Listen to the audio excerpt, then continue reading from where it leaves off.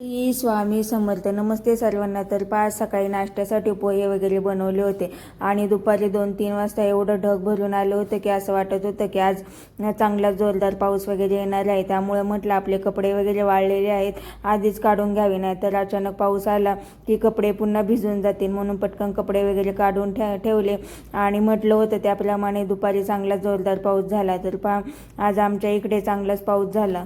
संध्याकाळी पाऊस वगैरे उघडला आणि नंतर मग सूर्य पण कसा मावळतीला चालला होता, त्याच्यामुळे वातावरण एकदम छान आणि सुंदर दिसत होतं. त्यामुळे म्हटलं सूर्य मावळतीला चालला, एखादा व्हिडिओ तर झालाच पाहिजे. त्यामुळं सूर्याचा एक छान व्हिडिओ वगैरे काढला आणि वातावरण एवढं थंडगार झालं होतं, कारण की दुपारी पाऊस पडला होता, त्याच्यामुळे आता गरम वगैरे काही होत नव्हतं.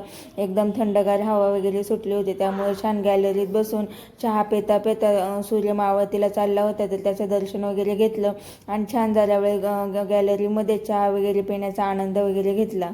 आता पावसाळाच सुरू झाला कारण की आता जून महिना लागलाय. जो पाऊस ह्यावेळेस उशिरा आला, पण उशिरा आलाय, पण आता रोजच तो थोडा थोडा का होईना पण येतोय. तर त्यानंतर संध्याकाळी 6 वाजता थोडं टेरेसला गेले आणि तुम्ही ढग आणि ते किती दिसता येते, सूर्याचं एकदम पिवळसर उजेड वगैरे पडलाय आणि वातावरण सुद्धा एवढं छान संध्याकाळचं झालेलं होतं.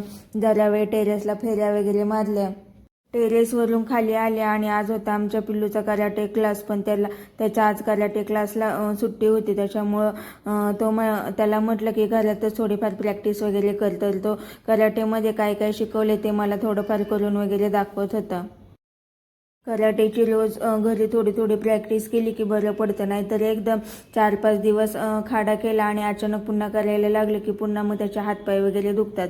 तर मग घरामध्ये जेव्हा कधी टाईम भेटेल तेव्हा थोडा वेळ त्याचं काहीतरी असं उद्योग चालूच असतो. तर संध्याकाळी नंतर दीदी अभ्यासाला बसली, कारण की उद्या ट्युशनमध्ये पेपर आहे, त्यामुळे ती तिचा अभ्यास करत होती. तर आज आमचे पिल्लू दादा उद्या रविवार आहे, त्याच्यामुळे आज काय अभ्यास वगैरे त्याने केला नाही आणि आज लवकरच झोपून गेला. टीव्हीही पाहत नव्हता.